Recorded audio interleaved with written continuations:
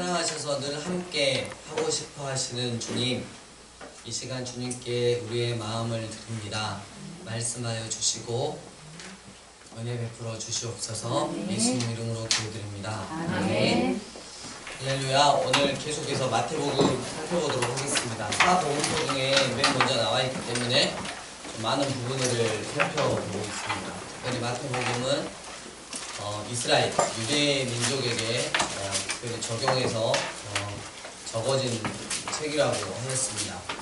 구약에 예언된 많은 말씀들을 성취하시러 오신 메시아이신 예수님에 대해서 이야기가 나누어지고 있습니다. 14장 13절 딱 예수님이 십자가에 이제 못 박혀 돌아가시기 딱 1년 전의 사건이 바로 오병이어의 사건입니다. 그래서 요한복음 6장 4절 보면 6월절이 가까운지라 이렇게 하면서 이 오병이어 사건이 일어났습니다. 특별히 그 13절에 예수께서 들으시고 배를 타고 떠나사 따로 빈들에 가셨어요. 이 빈들은 벳세다 지방입니다. 여러분 저를 잠깐 보시면 이렇게 요단강이 이렇게 흐르다가 여기 갈릴리 바다가 이렇게 있잖아요. 갈릴리 바다 저기 가버나움, 막달라 마리아 마을, 그다음 디베라 이렇게 다 있고요. 요단강 동편으로 딱 하나가 있어요. 그게 바로 벳세다인데요. 이 벳세다 평원이고 이제 나중에 가시는 분들은 알겠지만 그곳은 굉장히 이렇게 녹지입니다. 녹지. 그래서 굉장히 열매나 이런 것들이 풍성하게 있었던. 그래서 이 광야 느낌을 받으시면 안 되고 이 오병이어 역사가 일어난 현장은 굉장히 이렇게 푸르렀다 이렇게 생각을 하시면 되겠습니다. 궁금한 건 우리가 그러죠. 떡을 이렇게 하나님 우리 예수님께서 축사하시고 이렇게 빵을 주셨는데 빵이 계속 자라났을까? 아니면 하늘에서 그냥 우르르 떨어졌을까? 궁금하지 않아요? 궁금해요. 네. 답은 몰라요. 근데 하나님이 자꾸 나는 생명의 빵이라고 했을 때 빵이 자라나지 않았나 이런 생각은 해봅니다. 떨어진 하늘에서 우르르 이렇게 딱 내려 만나처럼 떨어지기보다는 이제 계속 자라서 이렇게 예수님께서 당신의 몸을 마치 나눠 주듯이 주시지 않았을까라는 생각을 해보고요. 나중에 이제 우리가 주님 만났을 때 또 이 현장에 있었던 12제자를 만났을 때 오병이어 때 그때 빵이 어떻게 된 거예요? 이렇게 물어볼 수가 있겠죠. 네, 확실한 건 모릅니다. 여기서 오병이어는 보리빵 몇 개와 5개와 물고기 2마리인데 보통 그림이나 사진 보면 보리빵이 딱 5개 있고 생선도 막 이렇게 큰 거 2마리 이렇게 있고 그러잖아요. 여러분 그 생선은 그냥 이렇게 생 것으로 먹겠어요? 있을 수가 없죠. 그때는 이렇게 손가락보다 조금 더 큰 게 있어요. 그래가지고 서민 음식 중에 하나가 뭐냐면 우리로 말하면 단무지 팍팍할 때 이렇게 속 확 막힐 때 그런 거 하나씩 먹잖아요. 소금으로 절여놓은 생선 조그만한 거예요. 그래서 이게 소년 한 명이 이렇게 도시락을 싸왔잖아요. 그때 보리빵 몇 개 있었다? 5개, 딱딱한 보리빵 5개. 그럼 빵만 뜯어먹기에는 너무 팍팍했겠죠. 그래서 뭘 먹는다? 생선 절여놓은 거. 그러니까 왕멸치 정도? 네, 그거를 이렇게 뜯어먹는 거예요. 그래서 그때 막 생선이 따로 있어가지고 막 다 불 피워가지고 막 뜯겨가지고 생선을 막 갈라 먹었다 막 이렇게 생각하시면 안 되고 이건 좀 알고 계셔야 될 것 같아서 상식으로 알려드립니다. 계속 읽어보시고요. 15장 5절로 넘어가겠습니다. 너희는 이르되 누구든지 아버지에게나 어머니에게 말하기를 내가 드려 유익하게 할 것이 하나님께 드림이 되었다고 하기만 하면 그 부모를 공경할 것이 없다 하여 너희의 전통으로 하나님의 말씀을 폐하는도다. 이게 무슨 말이냐면 이 당시 장로들이 바리새인과 이 서기관들은 하나님의 말씀을 가르친 자들이 얼마나 형식화되어 있었냐면 하나님께 원래 드려야 되는데 어떻게 해요? 아니 부모님한테 마땅히 공경하고 드려야 될 것도 뭐요? 우리가 하나님께 그냥 헌금해버렸다고. 그럼 이제 부모님께 마땅히 효도할 거 안 해도 된다는 거예요. 이게 무슨 속성이냐면 이렇게 가운데서 뭘 하냐면 먹는 거죠. 그러니까 부모님한테 예를 들면 이렇게 10개를 해야 되는데 하나님한테 드렸다고 안 하는 거잖아요. 10개 중에 5개만 드린 거야. 그리고 5개는 자기가 홀라당 먹는 거죠. 그러니까 예수님이 이걸 딱 알고 계셨던 거예요. 7절에 외식하는 자들아 이사야가 너희에 관하여 잘 예언하였도다 이르시되 이 백성이 입술로는 나를 공경하되 마음은 내게서 멀도다. 사람의 계명으로 교훈을 삼아 가르치니 나를 헛되이 경배하는도다. 이렇게 했어요. 여러분 그 당시에도 마찬가지였어요. 지금도 마찬가지예요. 입술로는 하나님을 믿는다고 하고 하나님을 공경한다고 하는데 마음은 이미 어떻게 해요? 하나님으로부터 멀어져 있는 사람들이 너무나 많다는 거죠. 우리는 다 같이 그렇게 생각을 해요. 나는 바리새인이 아니야. 나는 서기관이 아니야. 나는 형식적인 사람이 아니야. 이런 사람이 한 명 있고 어떤 사람은 믿음 말고 행위로서 내가 매일 주일을 빠지지 않고 내가 매일 새벽 기도를 가니까 내가 헌금을 매주 드리고 이렇게 하니까 나는 구원 받을 거야. 이게 아니라니까요. 항상 하나님은 뭘 보시냐면 마음 중심을 보십니다. 마음 중심을 보시고 내가 하나님한테 부모님한테거나 세상 사람한테 더 잘하고 싶지만 힘에 지날 정도로 하고 있지만 나의 형편이 안 돼서 못할 수도 있다는 거예요. 하나님은 그걸 다 아시는 거예요. 여러분 가구의 맨 랩돈이죠? 네, 두 랩돈. 지금으로 말하면 2,000원이에요. 2,000원 정도. 근데 2,000원을 내는 그 값을 보면서 예수님이 칭찬하시잖아요. 왜냐하면 그녀에게 그것은 거의 전부나 다름없었어요. 마음을 드렸다는 거죠. 마음을. 근데 다른 부자들이 엄청 많이 낼 때 예수님이 감동 받으셨어요? 안 받으셨어요. 근데 어때요? 요즘에 교회는 많이 내시는 분들한테 이렇게 급을 나누죠. 여러분 우리 저번에 말라기 배웠잖아요. 말라기 배우는데 제사장들한테 막 이렇게 하나님이 선지자를 통해서 뭐라 그러니까 우리가 언제 멸시했냐고 그랬을 때 하나님이 이런 말씀을 하시죠. 너희가 교회로 오면 사람들을 위에서부터 아래로 훑어본다. 급을 나눈다 이거예요. 차별한다 이거예요. 너희 제사장들아 너희 잘 봐라. 지금으로 하는 목사들이죠. 교회를 딱 보면 사람을 딱 보고 위에서부터 아래로 쫙 스캔을 떠가지고 이 사람은 교회에 좀 나의 목회상 도움이 될 사람 안 될 사람. 교회 오면 여러분 처음에 오면 다 뭐죠? 성도잖아요. 교인이잖아요. 근데 좀 높으신 분이 오면 처음부터 끝까지 교수님이야. 교회 와도 교수님이야. 힘드신 분들이 어려운 분들이 왔을 때는 전혀 그렇지 않죠. 거의 목사님 안 나서고 부교육자나 좀 나서는 이런 상황. 그리고 하나님이 그 모습을 보고 뭐라 그러신지 알아요?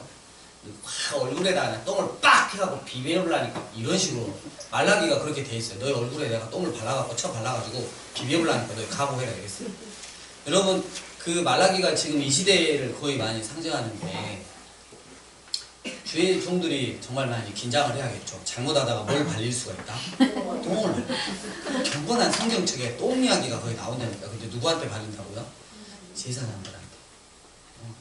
우리 믿는 사람들이 얼마만큼 잘해야 되는지가 나와 있습니다. 계속 이렇게 읽어보시고요. 16장 13절로 가겠습니다.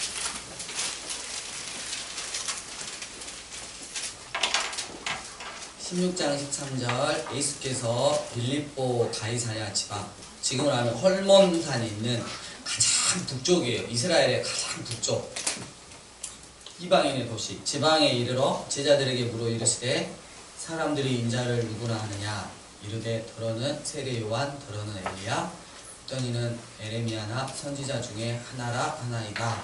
이르시되 너희는 나를 누구라 하느냐.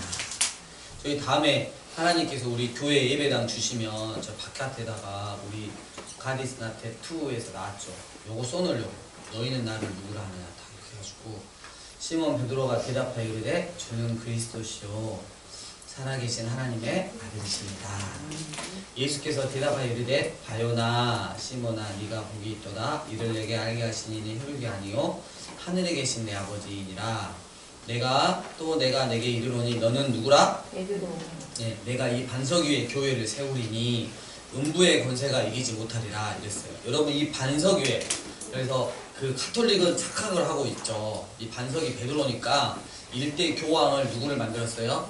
네, 베드로를 만들어 놓고 19절 내가 천국에서를 내게 주리니 네가 땅에서 무엇이든지 매면 하늘에서도 매일 것이요 내가 땅에서 무엇이든지 풀면 하늘에서도 풀리리라 이랬어요.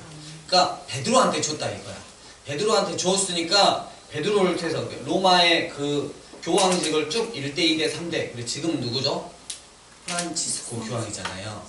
줬다 이거예요. 이렇게 하늘에 권세를 주었으니까 이 사람들이 천국 열쇠를 어떻게 해요? 예, 풀면 풀리는 거고 닫으면 닫는 거예요. 그렇게 자기들 해석해요. 여러분 이번에 프란치스코 교황이 평화를 상징하잖아요. 그렇게 착한 일 많은 가난한 자들하고 같이 있잖아요. 이번에 뭘 했냐면 그 일부 그러니까 위에 있는 그 사제들인데 이제 일반 그 이렇게 카톨릭 안에 있는 사제들 있죠. 이제 신부님들한테 싹 어떤 권한을 줬냐면 1개월이든 마지막 개월이든 낙태를 해가지고 왔어. 고해성사를 해. 그럼 무조건 사해주면 하늘에서도 어떻게? 사해주는 권한을 다 줘버렸어. 다 낙태하라 이거야. 낙태하라. 여러분 우리나라에 1년 태어나는 수가 수십만 명이라고 그러잖아요. 아이들이. 근데 낙태 수가 수백만 명인지 아시죠? 예. 근데 성경에서는 이건 엄연히 죄예요. 죄. 그리고 형법상으로도 봐도 예, 형법 교수가 말하는데 낙태한 아이를 지우는 건 죄라고 분명히 하고 있는데 여러분 아무렇지도 않게 그렇게 하고 있어요. 왜냐하면 가만히 보면 이게 동성애든 뭐 이렇게 이슬람이든 이렇게 다 보면 성경에서 이렇게 하지 말한 거, 성경에서 죄라고 치부하는 걸 아주 집요하게 파고들어서 싸움을 붙여요. 세상하고 교회하고 싸움을 붙여놔. 그래가지고 자꾸 사람들로 하여금 뭐요? 교회를 증오하게 만들어요. 나중에 이게 이렇게 귀하단다. 나중에 이게 아주 중요하게 작용을 할 거예요. 분명히 마지막 때에는 전쟁이 있을 건데 이 전쟁 때 자기들이 뭔가를 하나로 묶는 어떤 그 짐승의 표를 가지고 묶으려고 했을 때 거부하는 존재가 바로 이 성경을 믿고 있는 참된 그리스도인들이라는 거예요. 근데 그때는 뭘로 몰리냐면 너는 신앙을 지키는 게 아니고 반정부주의자, 이 테러주의자들로 몰리는 거예요. 왜 그러냐면 하나로 세계를 하나로 묶고 종교를 하나로 묶기 위해서 이 짐승의 표를 받는데 요거를 어떻게 해요? 거부를 한다는 이유만. 지금 세계가 이렇게 혼란한데 네가 안 받아? 결국 칼을 들이대는 거야. 근데 이미 세상과 이 교회 사이에서는 증오하는 그 이렇게 마음을 너무 가득하게 주었기 때문에 아무렇지도 않게 종교 재판이 일어난다는 거예요. 여러분 로마 카톨릭이 기독교 역사를 보면 이렇게 되게 평화를 주장하잖아요. 그러잖아요. 근데 역사를 보면 5천만 명 이상을 죽였어요. 기독교인들. 잔인하게 죽였어요. 살아있는 채로 매장을 시키고 살아있는 채로 화형을 시킨 게 바로 로마 카톨릭입니다. 여러분 로마 카톨릭이요 히틀러 전쟁 일으키기 전에 지지했어요. 공산당 지지해줬어요. 그래가지고 여러분 히틀러를 통해서 어떻게 유대인들 600만 명을 죽였어요. 이런 일을 자행하는 데가 바로 로마 카톨릭입니다. 여러분 착각하시면 안 돼요. 기독교는 뭔가 좀 이상한 것 같고 로마 카톨릭은 뭔가 평화를 외치고 굉장히 잘하는 것 같고 아니에요. 여러분 성경에서 나온 대로 평화를 가장한 사단인 거예요. 사단. 잘 기억하시길 바랍니다. 뭔 얘기 하다가 여기까지 갔는지 모르겠는데 내가 이 반석 위에 내 교회를 세우리니 이 말은 뭐냐면 주는 그리스도시요 살아계신 하나님의 아들이십니다. 이 고백이 교회를 세우겠다는 거예요. 네. 이해되십니까? 그래서 19절 내가 천국 열쇠를 내게 주리니 교회한테 주셨단 말이에요. 네가 땅에서 무엇이든지 매면 하늘에서도 매일 것이고 네가 땅에서 무엇이든지 풀면 하늘에서 풀리리라 했어요. 그러니까 이 교인들이 사람들을 천국으로 들어가는 데 있어서 아주 결정적인 제사장 다리 역할을 한다는 거예요.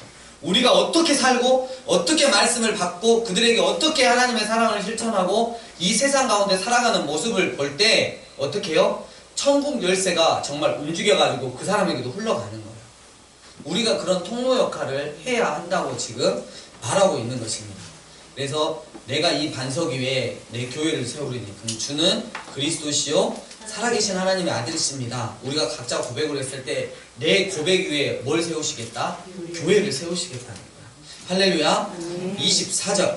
21절 이때로부터 예수 그리스도께서 자기가 예루살렘에 올라가 장로들과 대제사장들과 서기관들에게 많은 고난을 받고 죽임을 당하고 제3일에 살아나야 할 것을 제자들에게 비로소 나타내시니 이랬어요. 여러분 그 북쪽 맨 끝에서 고백을 받으신 다음부터는 앞으로 장차 당신이 고난을 받고 십자가에 못 박혀 죽으시고 3일 만에 다시 살아날 것을 말씀하셨어요. 그리고 여러분 저 보세요. 맨 북쪽에서 그 말씀을 하시고 갈릴리 지방에서 내려오실 때 한 얘기 더 하세요. 한 번 또 하세요. 그리고 저 유대 지방으로 내려가가지고 올라오실 때 에루살렘 들어오실 때 또 하세요. 그리고 에루살렘에 도착해서 한 번 더 하세요. 4번에 걸쳐서 말씀하세요. 이건 무슨 말이냐면 구약에도 예언이 되어 있고 내가 십자가를 못 박혀 죽으면 그냥 운 없어서 죽은 게 아니다. 이건 하나님의 언약의 말씀을 성취하기 위해서 내가 하는 거다라는 걸 정확하게 보여주고 있어요. 딱 1년 전부터 이렇게 딱 내려오시는 거예요. 24절 함께 읽겠습니다. 시작. 누구든지 나를 따라오려는 자기를 위하고 자기 십자가를 지고 나를 따를 것입니다. 네. 여러분 여기서 누구든지 예수님의 제자로 이렇게 부르시는 거죠. 자기를 부인해라. 자기 사랑에 대해서 자기 자아의 충만에 빠져있는 자기 자신을 부인해야 복음을 만날 수 있다. 그리고 자기 십자가를 지고 나를 따를 것입니다. 하나님께서 허락하신 복음의 그 길을 그 역경을 그 십자가를 지고 당신을 따를 것이라고 명령하고 계십니다. 그 다음에요 17장 20절 이르시되 17장 20절입니다. 이르시되 너희 믿음이 작은 까닭이니라. 진실로 너희에게 이르노니 만일 너희에게 믿음이 겨자씨 한 알만큼만 있어도 이 산을 명하여 여기서 저기로 옮겨지라 하면 옮겨질 것이요 또 너희가 못할 것이 없으리라. 그럼 이게 무슨 말이냐면 겨자씨 그러니까 믿음은 우리가 살아오는 그 양이 아니라 이렇게 질적인 거를 강조하는 거예요. 생명력. 믿음은 생명력이 있어야 된다는 걸 강조하는 거예요. 저희가 그 대학 다닐 때 정말 재밌는 친구들이 있었어요. 교회 다니는 친구들이 있는데 그 친구들은 모르겠다. 우리 때는 요만한 그 아이와 일본 거 그 카세트 일본 거 요만한 거 있어요. 그거 갖고 다니면 되게 잘 사는 애들이었어요. 아주 거기 딱 꽂아가지고 테이프 뜯고 다니는데 이게 고장이 났었어요. 고장이. 근데 친구 중에 한 명이 믿음으로 명한 거냐고 막 바닥에다 던지면서 너는 고쳐져 있잖아. 옆에서 친구들 우리 같이 막 속없이 아멘 아멘 그것처럼 네가 믿음이 부족한 것이야 이러면서 했던 그렇게 놀았던 철없던 시절이 있었어요. 여러분 우리가 믿음이 겨자씨만 해도 그 안에 생명력이 있으면 못할 일이 없다는 거예요. 근데 여러분 우리가 겨자씨 엄청난 큰 양적인 뭔가가 있는데 이게 생명력이 없어요. 그러면 이건 죽은 믿음인 거예요. 필요가 없는 것이에요. 그래서 우리에게 정말 필요한 건 겨자씨 한 알만큼이라도 살아있는 믿음이 있어야 한다. 이런 뜻입니다. 22절 보니까 갈릴리에 모일 때에 또 2차로 경고를 하십니다. 인자가 장차 사람들의 손에 넘겨져 죽임을 당하고 제3일에 살아나리라. 이렇게. 그리고 18장 2절에 가면 제자들이 그 물어봤던 말씀인데 천국에는 누가 큽니까? 그랬을 때 2절 예수께서 한 아이를 어린아이를 불러 그들 가운데 세우시고 이르시되 진실로 너에게 이르노니 너희가 돌이켜 어린아이들과 같이 되지 아니하면 결탄코 천국에 들어가지 못하리라. 이렇게 말씀을 해요. 그러면 여러분 이게 우리 지금 상황하고 너무 다르다는 거죠. 어린아이 같이 되라고? 그리고 요즘에 어린아이들은 굉장히 마음이 어려운데 악하기 짝이 없고 저런 애가 들고 이건 정말 아닌 것 같아. 예, 그리고 여러분 요즘에 우리 어린아이는 어때요? 상전이죠. 상전. 그죠? 왕을 모시고 살잖아요. 근데 여기하고는 되게 달라요. 이 당시에 어린아이는 굉장히 약한 자를 상징하고 낮은 자, 가장 낮은 자를 상징해요. 이거 그냥 그 부모님 재산 목록에 아버지 재산 목록에 아들 셋, 딸 다섯 그냥 이게 목록일 뿐이었어요. 그러니까 어때요? 자녀는 그냥 그렇게 중요하지가 않았어요. 어린아이는. 지금 그 이야기입니다. 그래서 4절에 그러므로 누구든지 어린아이와 같이 자기를 낮추는 사람 가장 낮고 천하니까 그래서 천국에서는 이자가 큰 자라 그랬어요. 그러면 자기를 낮추고 겸손하게 사는 자가 결국 천국에서는 어떻게 해요? 높이 올라가는 거예요. 이 땅에서 자기를 높이고 교만하게 살아간 사람은 천국에서는 어떻게 해요? 제일 낮게 된다는 거죠. 네, 그런 뜻입니다. 그리고 6절 누구든지 나를 믿는 이 작은 자 중에 하나를 실족하면 차라리 연자맷돌이 그 목에 달려서 깊은 바다에 빠뜨려지는 것이 나으리라. 그래서 연자맷돌을 매달고 착 뒤져버려라 이런 뜻이 아니라 그만큼 여러분 한 사람이라도 누구를 실족하면 안 되는 거예요. 나의 언어 때문에 나의 삶의 형태 때문에 저 사람이 교회를 다니다니 저 사람이 하나님을 믿다니 그렇다면 나는 저 사람을 봐서 절대 하나님을 믿지 않을 거야. 이런 고백을 하게 하면 안 된다는 거예요. 여러분 우리가 정말 두려워함으로 우리의 구원을 완성시켜야 되고 주님이 주신 사명을 완성시켜야 합니다. 자, 18장 12절. 너희 생각에는 어떠하냐? 만일 어떤 사람이 양 100마리가 있는데 그 중에 하나가 길을 잃었으면 그 99마리를 산에 두고 가서 길 잃은 양을 찾지 않겠느냐? 여러분, 이런 사람이 있어요? 이런 목자 있을까요? 99마리를 놔두고 가버리다뇨. 한 마리를 찾으려고. 한 마리를 찾아갖고 왔는데 99마리가 없어. 어떻게 되려고? 이런 정신 나간 목자가 어디 있어요? 여기서 하고 싶은 말은 그만큼 한 마리가 나한테 중요하다. 한 마리라도 난 포기할 수 없다라는 뜻이 되겠습니다. 여러분, 이 당시에 이 바리새인들을 보면 여러분 그 목자가 이렇게 사꾼 목자가 있어요. 여러분 많이 들어봤죠? 예, 목사님 중에 좀 이상한 목사님한테 막 사꾼 목자라 그러잖아요. 근데 이게 뭐냐면 사꾼 목자는 대리로 이제 해주니까 양이 한 100마리 있으면 그 이렇게 양의 그 이렇게 손실을 딱 한 5마리에서 10마리는 뭐 죽거나 뭐 이렇게 맹수한테 잡아먹히거나 이런 게 있어요. 이렇게 100마리를 맡겨놓으면 90마리 이렇게 나중에 이렇게 주인한테 주면 금갑다 그래요. 그 손실이 딱 있어요. 예. 근데 여러분 이 사꾼 목자는 그렇기 때문에 어느 정도 그냥 죽어도 되니까 어때요? 정성껏 양들을 안 돌보는 거예요. 이게 바로 바리새인이고 유대인의 지도자들이라고 지금 말을 하시는 거예요. 근데 하나님은 어떠시냐면, 우리 주님은 어떠시냐면 그 한 마리를 찾고 찾으신다는 거예요. 절대 놓지 않으시는 거예요. 우리가 또 여기서 중요한 게 있어요. 나는 그러면 어디에 속해 있을까? 그럼 난 99마리. 여기서 남한테는 딱 그러죠. 저 한 마리가 맞아, 한 마리죠. 삐질삐질해갖고 저기 도망가요. 다 옆에 사람들한테는 한 마리 열고 나는 몇 마리? 99마리에 속해 있는. 여러분 그게 아니고 어떻게 보면 어쩌면 하나님이 그렇게 찾고 그 헤매이시던 그 한 마리의 양이 바로 내가 아니겠나 이런 생각을 해봅니다. 이러면 은혜가 엄청 크게 오잖아요. 근데 내가 99마리를 생각하면 정죄 모드로 들어가는 거야. 어딨어 잃어버린 한 마리, 우리 주님 마음 아프게 하는 거 어딨어? 이런 식으로 찾고 다니면 굉장히 마음이 어렵다는 거죠. 그 다음에 15절에 권징에 대해서 나와 있습니다. 네 형제가 죄를 범하거든 가서 너와 그 사람과만 상대하여 공고하라. 만일 들으면 네가 네 형제들을 얻을 것이요 만일 듣지 않으면 한두 사람을 데리고 가서 두세 증인의 입으로 말마다 확증하게 하라. 만일 그들의 말도 듣지 않으냐 하거든 교회의 말도 듣지 않거든 이방인과 세리같이 여기라 이랬어요. 그러니까 건징의 방법이 이렇게 나와 있습니다. 그러니까 나중에 우리가 무슨 일이 있으면 이 방법대로 해야 되고, 이방인과 세리같이 여기란 말은 아예 그냥 분류를 해가지고 끊어내는 게 아니에요. 건징의 목적은 뭐냐면 결국 그 사람을 끝까지 사랑해서 징계를 내리지만, 혼을 내지만, 예를 들면 우리 교회 안에서 막 수찬 정지를 하고 막 성찬식 못하게 하고 뭘 못하게 하고 하지만 결국은 어때요? 그 사람과 개인적으로 기도하고 또 만나고 권면하고 해서 어떻게 해요? 주님 앞으로 돌아오게 하는 게 바로 건징의 목적입니다. 그 다음에 그 10,000달란트 빚진 자 넘어가겠습니다. 이전에 설교를 했기 때문에. 그 다음에 19장의 1절 요단강 건너 유대 지경에 이르니, 여기까지 이제 갔습니다. 쭉 이렇게 읽어보시고요.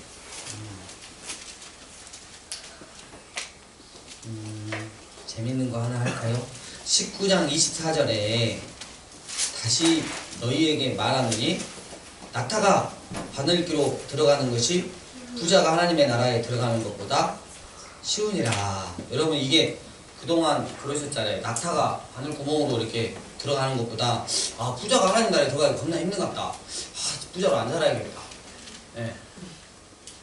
낙타가 바늘구멍으로 어떻게 들어가? 근데 부자는 어떻게 들어간다는 거야? 웬만하면 부자로 안 살고 적당하게 살잖아.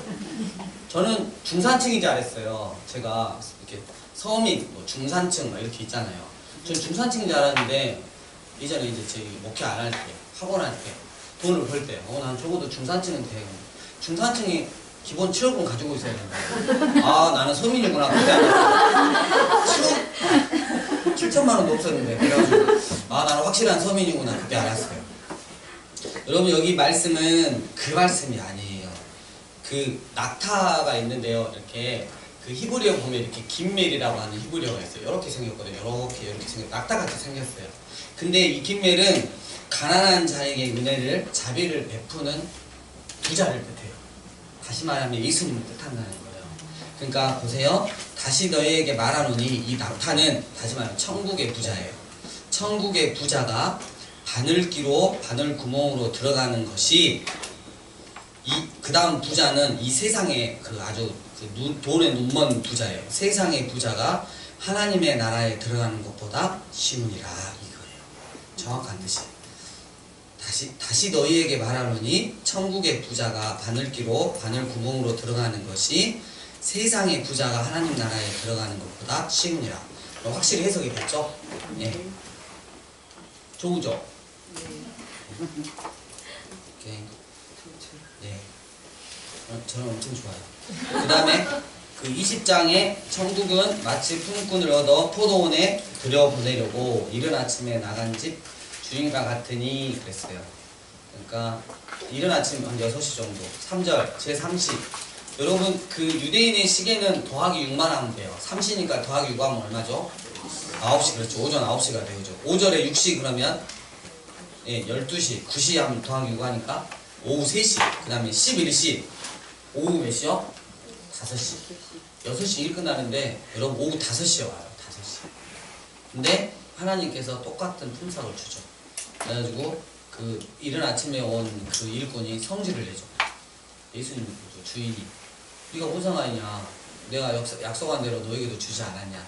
이건 무슨 말이냐면 개인적으로 보면 그 나중된 자가 먼저 된다 뭐 이런 뜻도 되겠고, 크게 보면 그 교만한 그 이스라엘 백성들, 너희는 이른 아침부터 와서 일했다고 투덜투덜 하지만 이방인에게 향한 나의 사랑은 변함이 없다. 그들이 오후 5시에 와도 나는 그들을 사랑할 것이고 구원할 것이다, 이런 뜻이에요. 예. 그 다음에 20장 28절 20절에 보면 그때 세베대의 아들 어머니가 살로메죠. 살로메. 죽을 놈매가 아니고 살로메가 그의 아들들을 데리고, 진짜 썰렁했네, 예수께 와서 절하며 무엇을 구하니 그랬어. 그래가지고 예수님한테 하나는 우편에 하나는 좌편에 앉혀주세요. 자리싸움하고. 곧 예수님이 그 예루살렘에 올라가서 고난을 당하고 십자가에 못 박혀 죽으시고 3일 만에 다시 살아나야 하겠다 이런 말씀을 하는데, 그 상황에서도 어떻게 해요? 서로 자립청탁을 하고 있어요. 아직도 예수님이 이 땅 가운데 지금으로 말하면 세상의 통치자가 되기를 바라는 마음으로 그렇게 한 거죠. 그때 28절에 27, 28절 이렇게 말씀하십니다. 함께 읽겠습니다. 시작. 너희 중에 누구든지 유대인이 되고자 하는 자는 너희 주인이 되어야 한다. 인자가 무엇을 성의를 받으려 하는 아니라 우리가 성의를 하고 자기 목숨을 아는 사람의 기준으로 주옵니다. 아멘. 아멘. 여러분, 우리가 으뜸이 되고자 하는 자는 너희의 종이 되어야 하리라 그랬어요. 주님이 이 땅 가운데 오시는 것은 뭐 하려고요? 섬김을 받으려고 한 게 아니라 섬기려 했고, 오히려 당신의 목숨까지도 내어 오셨다는 거예요. 그러면 우리가 예수님의 제자라고 말을 하면 어떻게 되냐면 우리도 당연히 섬겨야 되는 거예요. 세상에 미련을 크게 둘 필요가 없다는 겁니다. 예. 그리고 이제 21장에 종료주일이 됐습니다. 그만할까요? 그만할까요? 네. 진짜. 아, 아직 안 끝났구나. 조금만 더 할까? 조금만. 아니, 질문 받겠습니다. 질문. 궁금한 거. 질문. 더 하겠습니다. 21장은 주일이 되었습니다. 주일이. 진천이 뭐 궁금한 거 있나? 마태복음 몇 장이에요? 28장까지 있습니다. 네가 찾아봐도 되는데. 자, 제 어머님 누구야? 21장 주일이 되었어요. 이제 예수님이 여러분 금요일날 여러분 안식일 유대인의 시계는 저녁 6시부터 하루가 돼요. 이게 창세기 1장에 저녁이 되고 아침이 되니 첫째 날이라 이랬잖아요. 그래서 유대인들한테는 저녁 6시가 시간이 이렇게 날짜가 바뀌는 날이에요. 그래서 목요일날, 우리로 말하면 목요일날 밤 6시가 뭐가 되는 거예요? 거기는 예, 금요일이 되는 거예요. 6월절이 돼요. 6월절 남겨놓고 그 마지막 주일이 바로 이 종료주일인데, 이때 그 예수님께서 무엇을 타고 예루살렘으로 오시죠? 나귀. 네, 나귀 새끼를 타고 오시죠. 이 말씀은 5절 보니까 스가랴 9장 9절의 말씀을 그대로 성취하시는 거죠. 말을 타고 들어오시는 게 아니고 정말 작고 초라한 나귀 새끼를 타고 예수님께서 들어오십니다. 그때 수많은 사람들이 호산나 하면서 우리를 구원하소서 하고 다윗의 자손이여 하며 이렇게 환송을 하죠. 여러분 우리가 여기 제가 예전에도 말씀드렸지만 나귀병 들면 안 된다 그랬죠. 그래서 유명한 신학자가 이런 이야기를 했죠. 주유를 한 바퀴 샥 그 어린 나귀를 태우고 나귀 위에 예수님이 한 바퀴 확 도시고 이제 끝났어. 근데 그 다음날 아침에 이 어린 이 나귀 새끼가 개념이 없는 거야. 그래가지고 자기가 이제 어저께 하루 전에 지나가니까 막 사람이 호산 나오고 막 정류나무까지 들고 막 하니까 자기한테 한 줄 알았어. 그 다음날 혼자 유유히 나갔지. 길거리 막 나갔는데 사람들이 안 알아보는 거야. 이상하다고 시장터로 가가지고 나야 어제 나 그랬더니 이 자식이 사람도 많아가지고 지금 발표 죽겠는데 그냥 자리도 부자한데 나귀 왔다고 막 기싸대기로 막 날리고 막 그래가지고 나귀가 왜 그러지? 어제까지 나를 환영했는데 오늘 왜 그러지? 우리가 이렇게 살아가는 게 있다는 거죠. 언제든지 누구만 영광을 받으셔야 돼요? 하나님 주님만 영광 받으시고 주님만 영광을 받으시는 삶을 살아야 되는데 어느 순간에 그게 뭐예요? 주님께 드려야 될 영광을 내가 취하고 있는 거예요. 내가 나귀 새끼가 돼가지고 막 이렇게 나 안 보여 막 이런 식으로 이렇게 돌아가는 인간들이 굉장히 많다는. 그러다가 사람 많은 시장터 가가지고 짓밟힐 수가 있다는 거. 기싸대기 맞고 쫓겨날 수가 있다는 거. 그래서 조심해야 된다 이렇게 하시고 성전을 깨끗게 하는 12절 그 다음에 그 18절에 보면 이제 둘째 날 화요일이 돼서 화요일. 이게 12절은 월요일이고요. 그 다음에 18절에 화요일이 있는데 그거는 나중에 그 마가복음 할 때 또 이야기가 할 게 많거든요. 무화과 나무 마가복음 할 때 해드릴게요. 네, 그리고 쭉 이렇게 넘어갑니다. 그리고 22장에 보면 이제 천국에 대해서 이렇게 쫙 이야기를 하고 예수님이 그 22장 15절에 그 바리새인들이 예수님을 이렇게 어떻게 하면 고발할 조건을 찾고자 해서 이렇게 말하죠. 세금을 여러분 가이사는 로마 황제를 뜻합니다. 가이사에게 17절 바치는 것이 옳습니까? 아니면 옳지 않습니까? 이랬어요. 예수님께서 옳지 않습니다 그렇게 말씀 안 하셨죠? 네, 그들의 악함을 아시고 이렇게 말했죠. 세금 낼 돈을 보이라고 하고 동전을 딱 보이니까 이 누구 형상에 있냐? 가이사 형상이 딱 있었던 거예요. 그래서 예수님께서 가이사의 것은 가이사에게, 하나님의 것은 하나님께 바치라 이렇게 하는 거예요. 여기서 우리는 그 예수님의 지혜를 배워야 돼요. 우리가 언어를 어떻게 해야 돼요? 이렇게 하나님 마음으로 지혜 있게 말을 해야 되는 거예요. 근데 내 행동은 잘해놓고 말로 한 방에 다 까먹으면 안 된다는 거죠. 예. 특히 이제 이렇게 엄마들이 막 애들한테 되게 잘해놓고 저 쳐죽이려고 막 이렇게 하고 그걸 저 불구덩이에다 막 넣었다 뺐다 막 하고 막 이러면 다 배려는 거죠. 항상 지혜롭게 이야기를 해야 됩니다. 자, 37절부터 22장 37절부터 40절까지 함께 읽겠습니다. 시작. 예수께서 이르시되 내 마음을 다하고 목숨을 다하고 뜻을 다하여 주 너의 하나님을 사랑하라 하셨으니 이것이 크고 첫째는 계명이요 둘째도 그와 같으니 내 이웃을 내 자신같이 사랑하라 하셨으니 이 두 계명이 온 율법과 선지자의 강령이니라. 네, 이것을 너네스쿨에서 영어로 번역을 해주겠습니다. 우리 너네스쿨 학생들 Jesus replied. 자, 시작합니다. 지금 말 안 하면 월요일 날에 레스토랑 안 데리고 갈 거야. 자, 준비 크게 작게 하면 안 돼. 시작. 어디 있어? 다 너네스쿨 학생들 어디 있는 거야? 자, 거기 혜연이가 거기 잘 들으세요. 또 말 안 나오는 애들 이렇게 말하세요. 준비 시작. 이돌로라.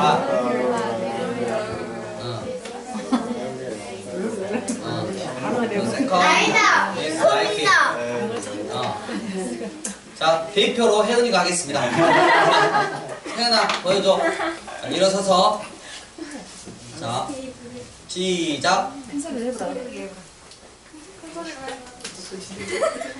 보여줘. 이게 마이크 어디가 버렸지?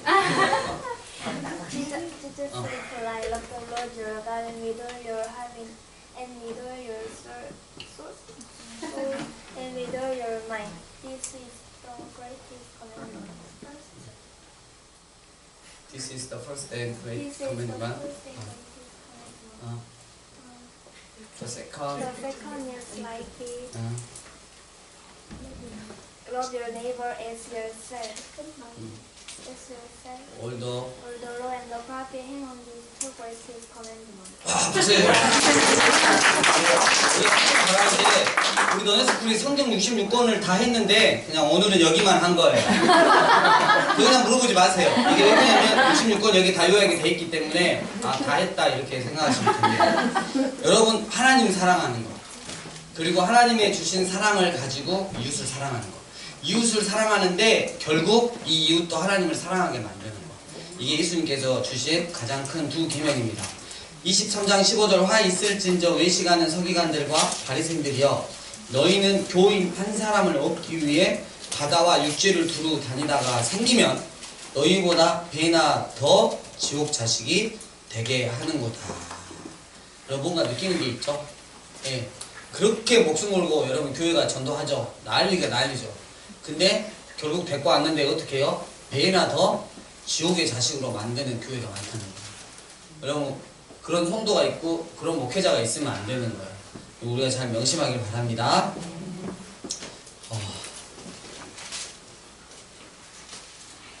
24장부터는 이제 재난의 징조니까 다음 주에 할까요? 네! 마태복음 잘 읽어보시고 또 하나님의 여러분 이게 주님이 하신 말씀이 많기 때문에 잘 천천히 읽어보세요. 예? 네. 저 오늘 이렇게 계단 올라오는데 밑에 이렇게 명단 있잖아요. 밑에 누구인지 몰랐는데 스티커가 창세기 마태복음까지 딱 붙어있는 거예요. 대박 이거 누구셔? 그랬더니 이민숙 집사님이 스티커가 다 붙여있는 거예요. 아 잘못 봤나요?